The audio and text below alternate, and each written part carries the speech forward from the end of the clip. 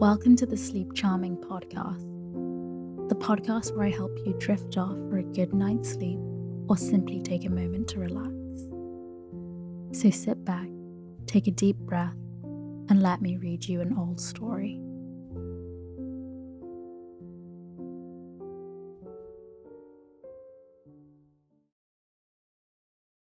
On a January evening of the early 70s, Christine Nielsen was singing in a Faust at the Academy of Music in New York. Though there was already talk of the erection, in remote metropolitan distances, above the 40s, of a new opera house which should compete in costliness and splendour with those of the great European capitals. The world of fashion was still content to reassemble every winter in the shabby red and gold boxes of the sociable old Academy. Conservatives cherished it for being small and inconvenient, and thus keeping out the new people, whom New York was beginning to dread and yet be drawn to. And the sentimental clung to it for its historic associations, and the musical for its excellent acoustics, always so problematic a quality in halls built for the hearing of music. It was Madame Nielsen's first appearance that winter, and what the daily press had already learned to describe as an exceptionally brilliant audience had gathered to hear her, transported through the slippery, snowy streets in private broughams, in the spacious family landau, or in the humbler but more convenient brown coupe. To come to the opera in a brown coupe was almost as honourable a way of arriving as in one's own carriage, and departure by the same means had an immense advantage of enabling one, with a playful allusion to democratic principles, to scramble into the first brown conveyance in the line, instead of waiting till the cold and gin-congested nose of one's own coachman gleamed under the portico of the Academy. It was one of the great livery stableman's most masterly institutions, to have discovered that Americans want to get away from amusement even more quickly than they want to get to it. When Newland Archer opened the door at the back of the club box, the curtain had just gone up on the garden scene. There was no reason why the young man should not have come earlier, for he had dined at 7, alone, with his mother and sister, and had lingered afterwards over a cigar in the Gothic library, with the glazed black walnut bookcases, and finial-topped chairs, which was the only room in the house where Mrs. Archer allowed smoking. But in the first place, New York was a metropolis, and perfectly aware that in a metropolis it was not the thing to arrive early at the opera, and what was or was not the thing played a part as important in Newland Archer's New York as the inscrutable totem terrors that had ruled the destinies of his forefathers thousands of years ago. The second reason for his delay was a personal one. He had dawdled over his cigar because at heart he was a dilettante, and thinking over a pleasure to come often gave him a subtler satisfaction than its realization. This was especially the case when the pleasure was a delicate one, as his pleasures mostly were.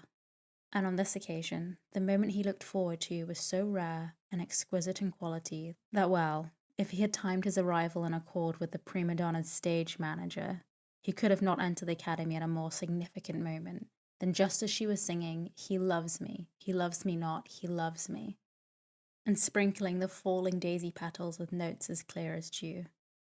She sang, of course, "Mama," and not "He loves me," since an unalterable and unquestioned law of the musical world required that the German text of French operas sung by Swedish artists should be translated into Italian for the clearer understanding of English-speaking audiences.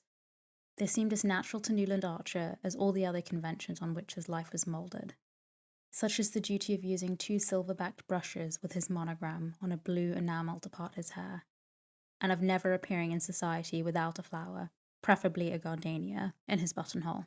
"Mama, non, mama," the prima donna sang, and "mama," with a final burst of love triumphant, as she pressed the dishevelled daisy to her lips and lifted her large eyes to the sophisticated countenance of a little brown Faust Capoul, who was vainly trying, in a tight purple velvet doublet and plumed cap, to look as pure and true as his artless victim. Newland Archer, leaning against the wall at the back of the club box, turned his eyes from the stage and scanned the opposite side of the house. Directly facing him was the box of old Mrs. Manson Miggot, whose monstrous obesity had long since made it impossible for her to attend the opera, but who was always represented on fashionable nights by some of the younger members of the family. On this occasion, the front of the box was filled by her daughter-in-laws, Mrs. Lovell Mingott, and her daughter, Mrs. Welland. And slightly withdrawn behind these brocaded matrons sat a young girl in white, with eyes ecstatically fixed on the stage levers. As Madame Nelson's ma'am thrilled out above the silent house, the boxers always stopped talking during the Daisy song. A warm pink mounted to the girl's cheeks, mantled her brow to the roots of her fair braids, and suffused the young slope of her breast to the line where it met the modest tulle tucker fastened with a single gardenia. She dropped her eyes to the immense bouquet of lilies of the valley on her knee, and Newland Archer saw her white-gloved fingertips touch the flowers softly. He drew a breath of satisfied vanity, and his eyes returned to the stage. No expense had been spared on the setting, which was acknowledged to be very beautiful, even by people who shared his acquaintance with the opera houses of Paris and Vienna. The foreground, to the footlights, was covered with emerald green cloth. In the middle distance, symmetrical moulds of woolly green moss, bounded by croquet hoops, formed the base of shrubs shaped like orange trees but studded with large pink-red roses. Gigantic pansies, considerably larger than the roses, and closely resembled the floral pen wipers made by female parishioners for fashionable clergymen, sprang from the moss beneath the rose trees, and here and there a daisy grafted on a rose branch, flowered with a luxuriance prophetic of Mr. Luther Burbank's far-off prodigies. In the centre of this enchanted garden, Madame Nilsson, in white cashmere slashed with a pale blue satin, a reticule dangling from a blue girdle, and large yellow braids carefully disposed on each side of her muslin chemisette, listened with downcast eyes to M. Capoul's impassioned wooing, and affected a guileless incomprehension of his designs whenever, by word or glance, he persuasively indicated the ground floor window of the neat brick villa projecting obliquely from the right wing. The darling, thought Newland Archer, his glance flitting back to the young girl with the lilies of the valley. She doesn't even guess what it's all about. And he contemplated her absorbed young face, with a thrill of possessorship in which pride, in which his own masculine imitation was mingled with a tender reverence for her abysmal purity. We'll read Faust together, by the Italian lakes, he thought, somewhat hazily confusing the scene of his projected honeymoon with the masterpieces of literature, which it would be his manly privilege to reveal to his bride. It was only that afternoon that Mary Welland had let him guess that she cared. New York's concentrated phase of maiden avowal, and already his imagination leaping ahead of the engagement ring. The betrothal kiss and the march from Lohengrin pictured her at his side in some scene of old European witchery. He did not in the least wish the future Mrs. Newland Archer to be a simpleton. He meant her, thanks to his enlightening companionship, to develop a social tact and readiness of wit, enabling her to hold her own with the most popular married women of the younger set, in which it was recognized custom to attract masculine homage while playfully discouraging it. If he had probed to the bottom of his vanity, as he sometimes nearly did, he would have found there that the wish that his wife would be as worldly wise and as eager to please as the married lady whose charms had held his fancy through 2 mildly agitated years, without, of course, any hint to the fragility which had so nearly marred that unhappy being's life, and had disarranged his own plans for a whole winter. How this miracle of fire and ice was to be created, and to sustain itself in a harsh world, he had never taken the time to think out, but he was content to hold his view without analysing it, since he knew it was that of all he carefully brushed, white-waistcoated, buttonhole-flowered gentlemen who succeeded each other in the club box, exchanged friendly greetings with him, and turned their opera glasses critically on the circle of ladies who were a product of the system. In matters intellectual and artistic, Newland Archer felt himself distinctly the superior of those chosen specimens of old New York gentility. He had probably read more, thought more, or even seen a good deal more of the world than any other man of the number. Singly, they betrayed their inferiority. But grouped together, they represented New York, and the habit of masculine solidarity made him accept their doctrine, on all the issues called moral. He indistinctly felt that in this respect it would be troublesome, and also rather bad form, to strike out for himself. "Well, upon my soul," exclaimed Lawrence Lefferts, turning his opera glass abruptly away from the stage. Lawrence Lefferts was, on the whole, the foremost authority on form in New York. He'd probably devoted more time than anyone else to the study of this intricate and fascinating question. But study alone could not account for his complete and easy competence. One only had to look at him, from the slant of his bald forehead and the curve of his beautiful fair moustache, to the long patent leather feet at the end of his lean, elegant person, to feel that the knowledge of form must be congenital in anyone who knew how to wear such good clothes so carelessly and carry such height with so much lounging grace. As a young admirer, he'd once said of him, "If anybody could tell a fellow just when to wear a black tie with evening clothes and when not to, it's Larry Lefferts." And on the question of pumps versus patent leather, Oxfords, his authority had never been disputed. "My God," he said, and silently handed his glass to old Sillerton Jackson. Newland Archer, following Lefferts' glance, saw with a surprise that his exclamation had been occasioned by the entry of a new figure into old Mrs. Mingot's box. It was that of a slim young woman, a little less tall than Mary Welland, with brown hair growing in close curls about her temples, and held in place by a narrow band of diamonds. The suggestion of this headdress, which gave her what was then called a Josephine look, was carried out in the cut of a dark blue velvet gown, rather theatrically caught up under her bosom by a girdle with a large old-fashioned clasp. The wearer of this unusual dress, who seemed quite unconscious of the attention it was attracting, stood a moment in the centre of the box, discussing with Mrs. Welland the propriety of taking the latter's place in the front right-hand corner. Then she yielded with a slight smile, and seated herself in line with Mrs. Welland's sister-in-law, Mrs. Lovell Mingot, who was installed in the opposite corner. Mr. Sillerton Jackson had returned to the opera glass to Lawrence Lefferts. The whole of the club turned instinctively, waiting to hear what the old man had to say, for old Mr. Jackson was as great an authority on family as Lawrence Lefferts was on form. He knew all the ramifications of New York's cousinships, and could not only elucidate such complicated questions as that of the connection between the Mingots through the Thorleys with the Dallases of South Carolina, and that of the relationship with the elder branch of Philadelphia Thorleys to the Albany Chiverses, on no account to be confused with the Manson Chiverses of University Place, but could enumerate the leading characteristics of each family, as for instance the fabulous stinginess of the younger lines of the Leffertses, the Long Island ones, or the fatal tendency of the Rushworths to make foolish matches, or the insanity recurring in every second generation of the Albany Chiverses, with whom their New York cousins had always refused to intermarry, with the disastrous exception of poor Medora Manson, who, as everybody knew, but then her mother was a Rushworth. In addition to the forest of family trees, Mr. Sillerton Jackson carried between his narrow hollow temples and under his soft thatch of silver hair a register of most of the scandals and mysteries that had smouldered under the unruffled surface of New York society within the last 50 years.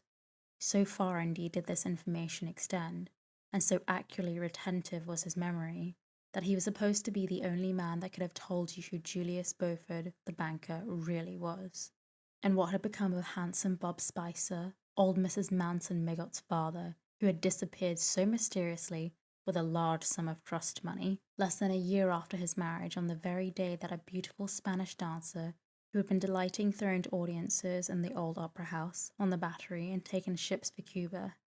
But these mysteries, and many others, were closely locked in Mr. Jackson's breast, and not only did his keen sense of humour forbid him from repeating anything privately imparted, but he was fully aware that his reputation for discretion increased his opportunities of finding out what he wanted to know. The club box, therefore, waited in visible suspense while Mr. Sillerton Jackson handed back Lawrence Lefferts' opera glass. For a moment he silently scrutinized the attentive group out of his firmly blue eyes, overhung by old veined lids, but then he gave his moustache a thoughtful twist, and said simply, "I don't think the Mingots would have tried it on." Newland Archer, during this brief episode, had been thrown into a strange state of embarrassment. It was annoying that the box which was thus attracting the undivided attention of masculine New York should be that in which his betrothed was seated between her mother and aunt, and for a moment he could not identify the lady in the empire dress, nor imagine why her presence created such excitement among the initiated. The light dawned on him, and with it came a momentary rush of indignation. No, indeed, no one would have thought the Mingots would have tried it on. But they had. They undoubtedly had. For the low-toned comments behind him left no doubt in Archer's mind that the young woman was Mary Welland's cousin, the cousin always referred to in the family as poor Ellen Olenska. Archer knew that she had suddenly arrived from Europe a day or two previously. He had even heard from Miss Welland, not disapprovingly, that she had been to see poor Ellen, who was staying with old Mrs. Mingot. Archer entirely approved of family solidarity, and one of the qualities he most admired in the Mingots was their resolute championship of the few black sheep that their blameless stock had produced. There was nothing mean or ungenerous in the young man's heart, and he was glad that his future wife should not be restrained by false prudery from being kind in private to her unhappy cousin. But to receive Countess Olenska in the family circle was a different thing from producing her in public. At the opera of all places, and in the very box with the young girl whose engagement to him, Newland Archer, was to be announced within a few weeks. No, he felt as old Sillerton Jackson felt. He did not think the Mingots would have tried it on. He knew, of course, that whatever man dared, within Fifth Avenue's limits, that old Mrs. Manson Mingot, the matriarch of the line, would dare. He had always admired the high and mighty old lady, who, in spite of having been only Catherine Spicer of Staten Island, with a father mysteriously discredited, and neither money nor position enough to make people forget it, had allied herself with the head of the wealthy Mingot line, married two of her daughters to foreigners, an Italian marquis and an English banker, and put the crowning touch to her audacities by building a large house of pale cream-coloured stone, when brown sandstone seemed as much the only wear as a frock coat in the afternoon, in an inaccessible wilderness near the Central Park. Old Mrs. Mingot's foreign daughters had become a legend. They never came back to see their mother, and the latter being, like many persons of active mind and dominating will, sedentary and corpulent in her habitat, had philosophically remained at home.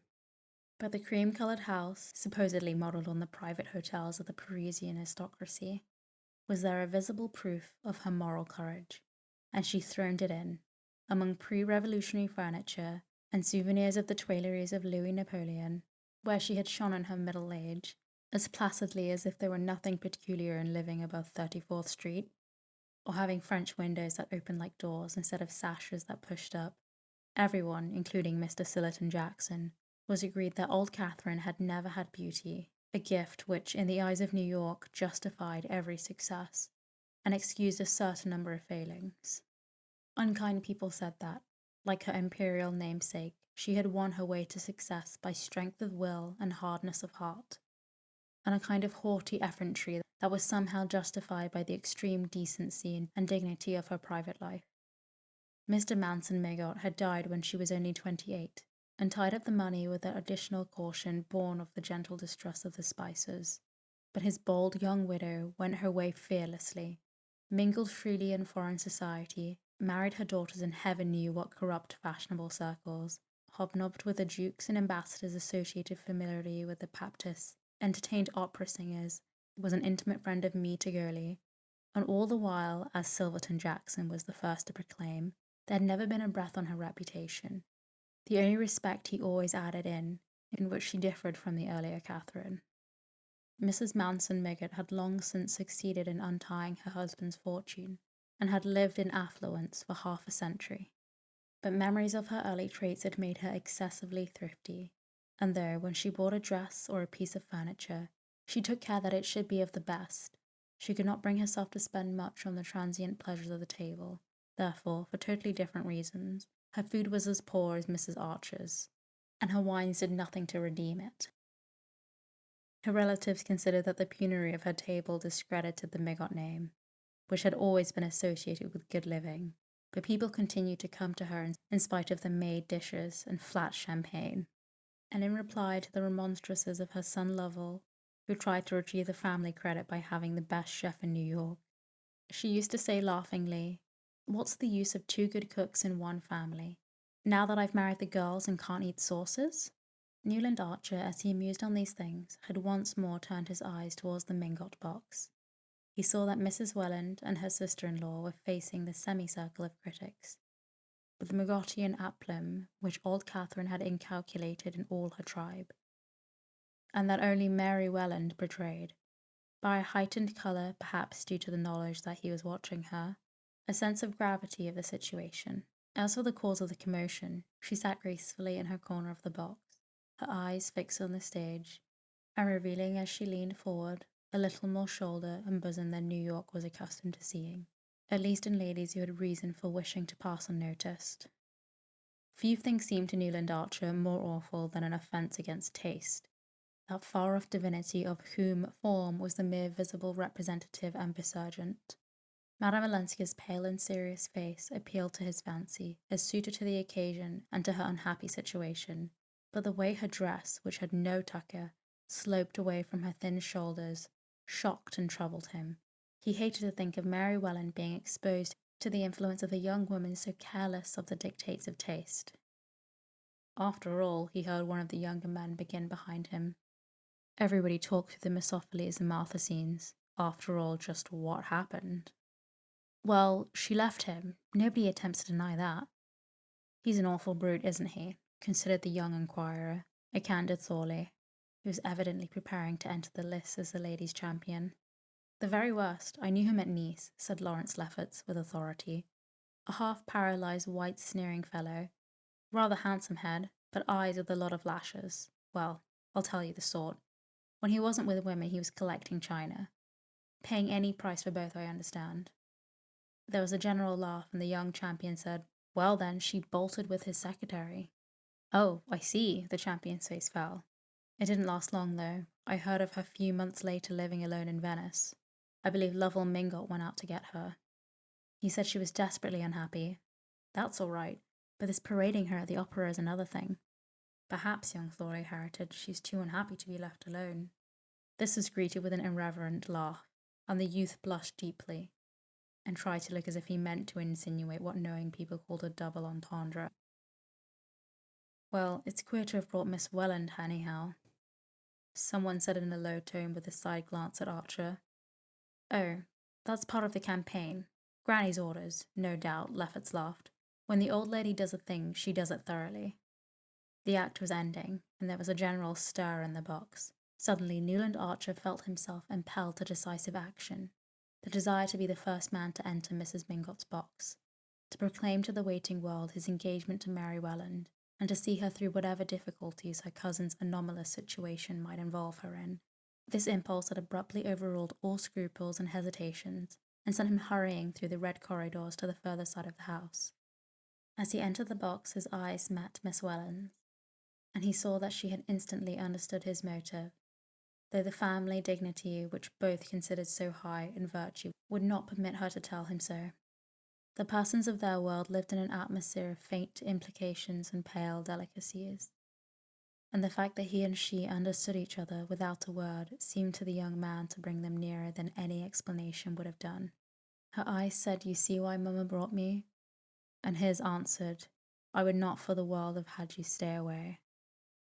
You know my niece, Countess Olenska, Mrs. Welland inquired, as she shook hands with her future son-in-law.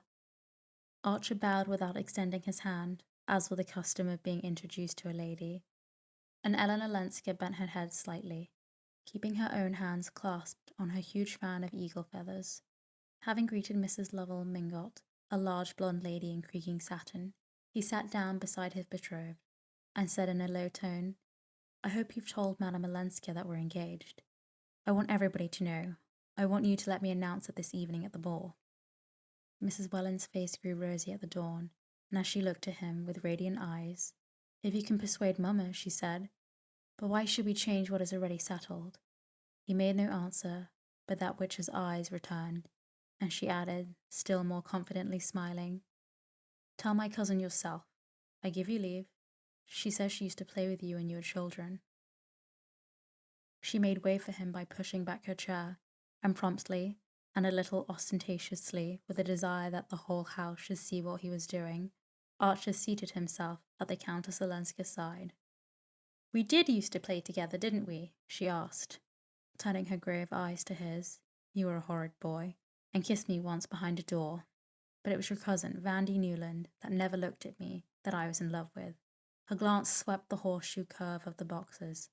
Oh, how this brings it all back to me. I see everybody here in knickerbockers and pantalettes, she said, with her trailing, slightly foreign accent, her eyes returning to his face.